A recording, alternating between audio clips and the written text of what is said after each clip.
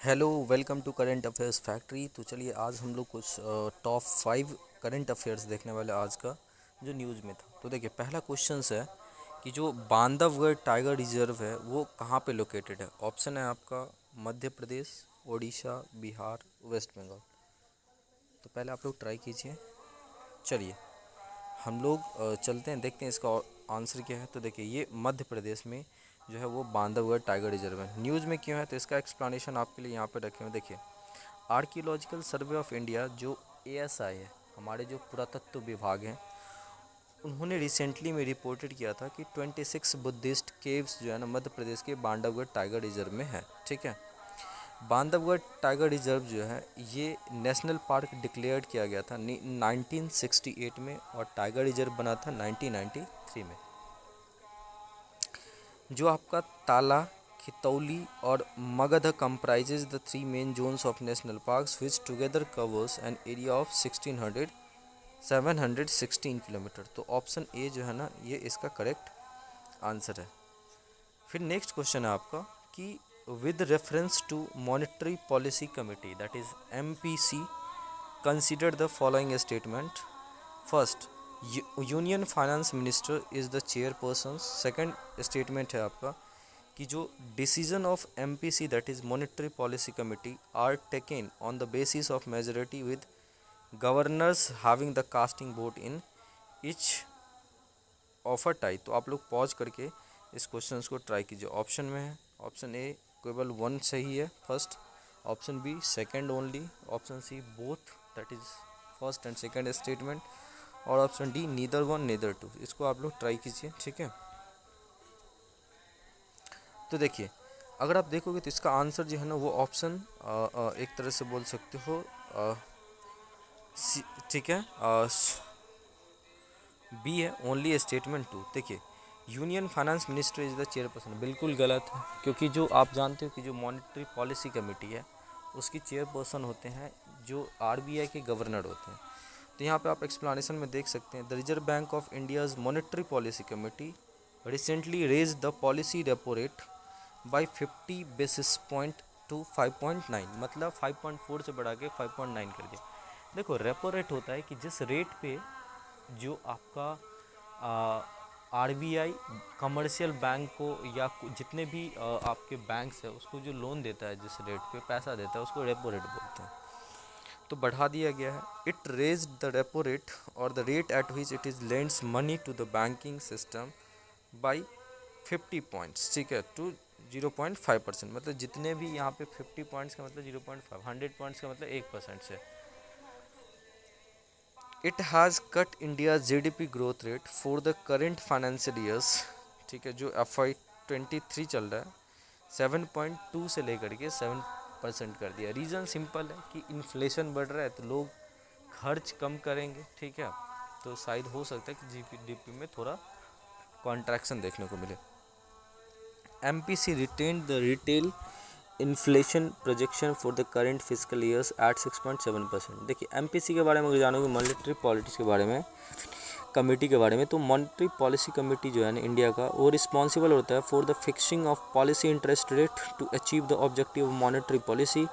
इसके जो कॉम्पोजिशन होते हैं इसमें 3 officials of reserve bank of India होता है with governor of RBI as chairperson as ex officio officers, और 3 जो है ना एक्सटर्नल मेंबर्स होता है appointed by the government of India. The external members had office for a period of 4 years। Decisions of MPC are taken on the behalf of majority and governors having the casting vote in case of a tie. The MPC meets at least 4 times a year and it publishes its decision after each meeting। तो इसका options 2 correct. Third question है कि with reference to the chief of defence staff consider the following statement. Option first है CDS is the military head and permanent chairpersons of the chief of staff committee that is COSC, ठीक है, of the Indian arm force. और second है the chief heads of department of military affairs. Option आप देख रहे हैं ए में है ओनली स्टेटमेंट 1 इज करेक्ट, 2 में है, बी में है जो आपका ओनली स्टेटमेंट 2 इज करेक्ट, सी में है बोथ, और डी में है neither 1 neither 2।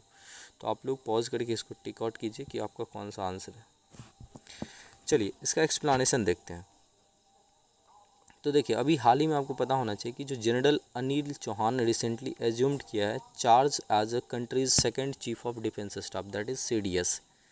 General Anil Chauhan was commissioned into the 11th Gorkha Rifle of Indian Army in 1981 and has served as a range of staffs and operational appointment including that of Director General of Military DGMO. ठीक है, ये आपको DGMO जो term है ना, ये एक तरह से बोल सकते हो आप, जो गलवान क्लास हुआ था तो वहाँ पे जो सॉर्ट आउट करने के लिए जो भी मीटिंग होती है वो DGMO लेवल की होती है. The CDS post has been vacant for over 9 month since the death of, जब से बिपिन रावत साहब का जो हमारे first chief of defence staff थे उनका जब से डेथ हुआ है, ठीक है, तब से जो है एक तरह से जब से वो शहीद हो गए हैं, वीरगति को प्राप्त हुए, तब से ये वैकेंट था. हालांकि तत्कालीन फॉर्म में एक तरह से नरवनी साहब को बनाया गया था. This is the first instance since independence कि एक 3 स्टार जो लेफ्टिनेंट जनरल रैंक के ऑफिसर्स होते हैं उनको 4 स्टार्स जनरल्स बनाया गया after retirement. The Chief of Defence Staff of Indian Armed Force, that is CDS, is the military head and permanent chairperson of Chief of Staff Committee. ठीक है, the Chief of Defence Staff is the highest ranking uniform officers on active duty in Indian military and Chief Military Advisor to the Ministry of Defence. और ये head होते हैं department of military affairs का. ठीक है, आगे बढ़ते हैं. फोर्थ क्वेश्चन है आपका कि with reference to Dada Saheb Phalke Award, consider the following statement. The first statement is the Dada Saheb Phalke Award is India's highest award in the field of cinema. और second statement है the award prize consists of golden lotus, a cash prize of 20 lakh and a shawl. तो आप लोग pause करके इस question को attempt कीजिए और बताइए कौन सा आंसर होगा. ऑप्शंस दिया हुआ है. चलिए आगे बढ़ते हैं, देखते हैं कि इसका एक्सप्लेनेशन क्या है. तो देखिए सबसे पहले तो हम आपको बता दें कि इसका जो आंसर है आपका वो कुछ इस तरह से दिया हुआ है कि जो दादा साहब फाल्के जो है ना, इसमें ये जो टर्म है ना 20 लाख वाला, ये गलत है. फर्स्ट क्वेश्चन सही है, मतलब स्टेटमेंट 1 करेक्ट है. देखिए जो प्रेसिडेंट द्रौपदी मुर्मू जी ने वो रिसेंटली एक तरह से जो नेशनल फिल्म अवार्ड्स होते हैं वो 2020 के लिए जो है ना वेरियस कैटेगरीज के अंदर 68th एडिशन ऑफ सेरेमनी पे दिया है. ठीक है, तो दादा Saheb Phalke award was conferred on the veteran actor Asa Parekh, an accomplishment Indian classical dancers who has also been director and producers. तो जो दादा साहब फाल्के अवार्ड था वो इंडिया की हाईएस्ट अवार्ड है in the field of cinema. सही है option 1. It is presented annually at the national film award ceremony by the directorate of film festivals. ठीक है, एंड ऑर्गेनाइजेशन है जो setup by ministry of information and broadcast. और एक तरह से आउटस्टैंडिंग कंट्रीब्यूशन सिनेमा जगत में जो लोग देते हैं उस इंडिविजुअल्स को ये अवार्ड दिया जाता है. इस अवार्ड में जो है ना एक गोल्डन लोटस दिया जाता है और एक कैश प्राइज दिया जाता है 10 लाख रुपीज़ का और shawl. The award was introduced by government of India to commemorate Dada Saheb Phalke contribution to India cinema, who is popularly known and often regarded as the father of Indian cinema. तो जो दादा साहब फाल्के एक तरह से जो है ना उन्हें इंडियन सिनेमा में कंट्रीब्यूशन के लिए उन्हें जो है ना हम ऑन करने के लिए उनके नाम पे एक हम लोगों ने अवार्ड बनाया और उसे फादर ऑफ, उन्हें जो है ना फादर ऑफ इंडियन सिनेमा में बोलते हैं. ये फर्स्ट क्वेश्चन जो देखिए फिफ्थ है, which one of the following is are the core industries. Option first है आपका जो ऑप्शन में दिया हुआ है crude oil, natural gas and coal. Select करना आपको इन सब में से कोई एक. ठीक है, तो देखिए ट्राई कीजिए पॉज करके कौन सा ऑप्शन होगा. तो देखिए हम लोग यहाँ पे देखते हैं कि आंसर जो है ना यहाँ पे डी होगा, मतलब 1, 2 एंड 3 तीनों, मतलब crude oil, natural gas and coal, these all are the core industries. ठीक है, देखिए आउटपुट ग्रोथ इंडिया का 8 जो कोर मतलब एक तरह से इंफ्रास्ट्रक्चर सेक्टर्स है उसके लिए बताया गया कि स्लोड हो गया है to 3.3% in August 2022 from 4.5% in the previous month. मतलब जो जुलाई की है उसकी जो कोर इंडस्ट्रीज़ की जो ग्रोथ रेट थी वो था एक तरफ से 4.5 जो अब घट करके 3.3 हो गया है.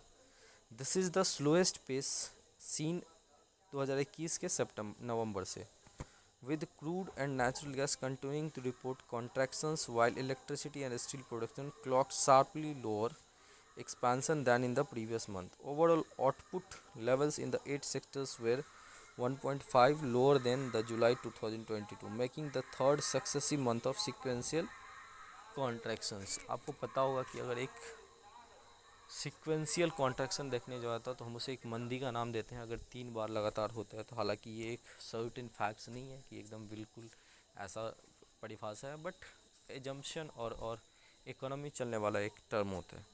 देखिए, अगर हम कोर इंडस्ट्रीज़ के बारे में बात करें तो जो कोर सेक्टर है is an aggregate of 8 core sectors that are fundamental to the Indian economy. These are coal, crude oil, natural gas, refinery products, fertilisers, steel, cement and electricity. बात चल रहा है कि एल्युमिनियम को भी इसमें इंक्लूड किया जाए, लेकिन अभी इंक्लूड नहीं किया गया। These 8 sectors constituting the core sectors are important because they account for nearly 40% of the overall जो इंडियन इंफ्रास्ट्रक्चर की जो प्रोडक्शन है, ठीक है, इंडस्ट्रियल प्रोडक्शन, उसमें 40% कंट्रीब्यूशन जो ऐसी 8 कोर सेक्टर का है। Hence having long term repercussion for corporate profit growth as well as the overall GDP growth of this nation. जो कोर इंडस्ट्रीज होता है ना, the core sector is an aggregate of 8 core sectors that are fundamental to the Indian economy. इसमें आपको मैंने बता ही दिया, ठीक है। The office of the growth of countries 8 core sector is lead indicator of monthly industrial performance. और जो ये office of economic adviser that is जो DPIIT है, that is department for promotion and internal trade, जो commerce और industry ministry के अंदर आता है, वो इस इंडेक्स को जारी करता है, दैट इज़ 8 कोर इंडस्ट्री को, ठीक है। तो इंडेक्स को तो याद रखिएगा। ये कुछ आज की टॉप करेंट अफेयर्स थी, ठीक है। अगर हमारा सेशन आपको अच्छा लगा तो प्लीज़ हमारे वीडियो को सब्सक्राइब कीजिए और शेयर कीजिए और दोस्तों के साथ शेयर कीजिए। Thank you so much for watching this session.